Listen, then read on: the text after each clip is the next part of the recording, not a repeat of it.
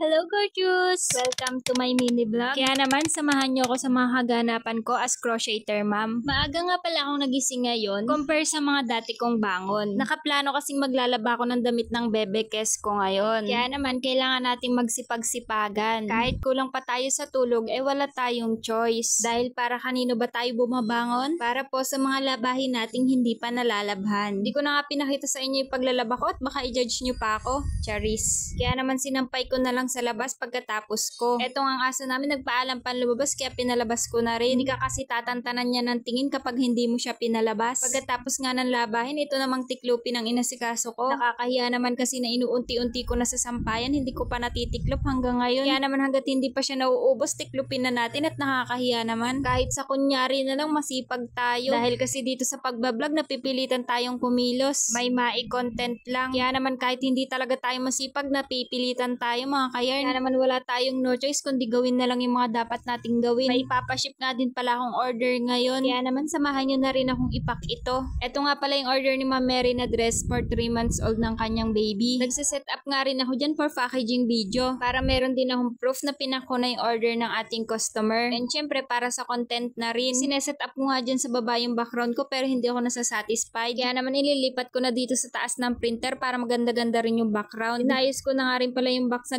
gagamitin ko dyan. Tapos sa gitna ng ginagawa natin, eto nagising yung aking Junakis. Kaya wala tayong choice kundi magpakamami naman. Kaya naman heto for the ugoy tayo. Saglit lang naman nakatulog na rin yung aking Junakis. Kaya naman back to work tayo. Bago ko nga inuumpisahan yung pagbibideo, hinahanda ko na sa paligid ko lahat ng mga kailangan ko. Para accessible na lahat at hindi ko na kailangan pa magpaulit-ulit. At mabilis na lang din ako makapag-record. Ayan nga't maya-maya nagising na naman ang aking Junakis. Hindi na siya nadadala ng ugoy ng duyan. Kaya naman ayan wala tayong choice kundi magsasayaw. Ganito palang pagiging nanay, kahit hindi ka marunong sumayaw at kumanta, wala kang choice. Kung nakakapagsalita na nga siguro yung anak ko, baka nagalit na yun sa akin. Siguro sasabihin nun ma, napakasintonado mo naman. Kaya buti na lang baby pa yung anak ko at hindi pa makakapagsalita. Ewan ko na lang yung mga kapitbahay namin kung hindi pa naririndi sa boses ko. Siguro sa ngayon sila na lang muna mag-adjust kasi ako yung may baby.